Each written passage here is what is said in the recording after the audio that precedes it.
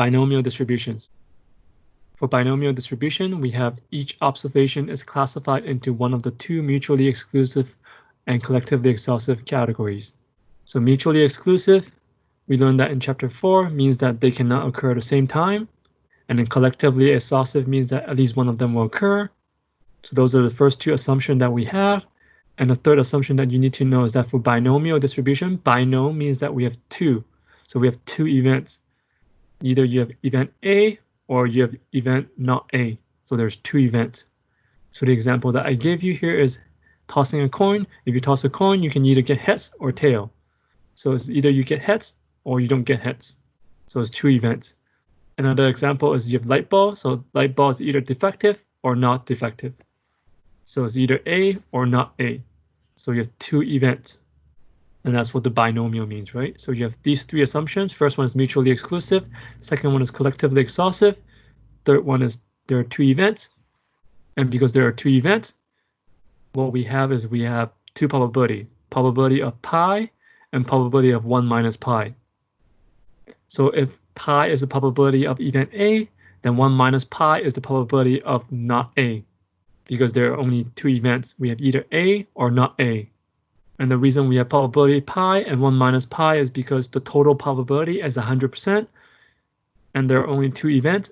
If event A is probability pi, then that means event not A is probability 1 minus pi. Because both event has to add up to 100%. And the fourth assumption that we have for binomial distribution is that we're assuming that the value of any observation is independent. So what that means is that if you toss the coin the first time, the probability of getting heads is 50%, tail is 50%. If you toss it a second time, the probability of heads is 50%, tail is 50%. If you toss it a third time, the probability of getting heads is also 50%, tail is 50%. So that probability does not change.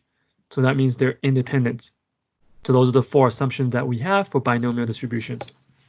And for the formula that we're going to use the formula binom.dis in Excel. So when you use the formula binom.dis, it will ask you for four variables. X is the first one. Second one is the number of trial. That's your sample size. Third one is your probability. Probability is basically your pi. And then cumulative. Cumulative could be true or false. And to calculate the mean and variance, we're going to use these formula here for the binomial distributions.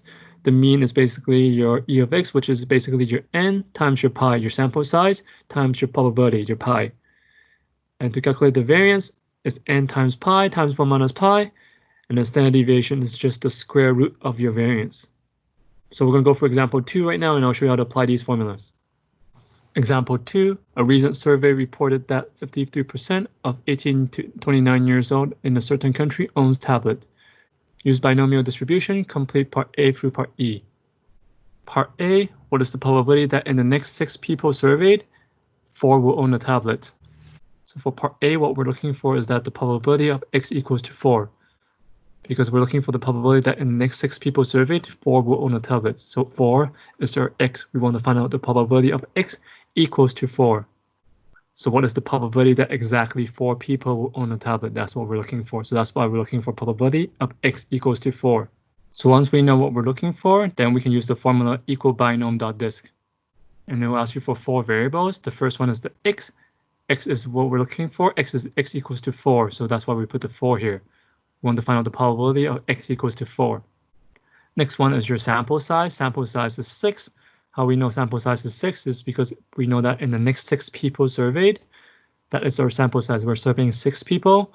We want 4 people will own a tablet. So we want X equals to 4, and then our sample size is N equals to 6. And then third variable is your probability, is your pi. Our probability is the 53%. That's the probability that a person will own a tablet. So that's your pi, 0.53. And then the last one is your cumulative. Cumulative, we're going to put false.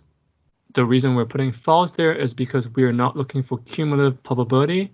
We only want the probability of X equals to 4. So X equals to exactly 4. That's what we're looking for. We want the probability of exactly X equals to 4. So that's why we put false for cumulative. So for 2A, we're looking for probability of X equals to 4. So we use the binom.disc formula. And what it will ask you for is 4 variables. We're going to click on the f of x. It will ask you for 4 variables. The first variable is your number that we're looking for, which is x equals to 4. Second variable is number of trials. That's how many trials that we're looking for. That's your sample size. So we put the 6 there.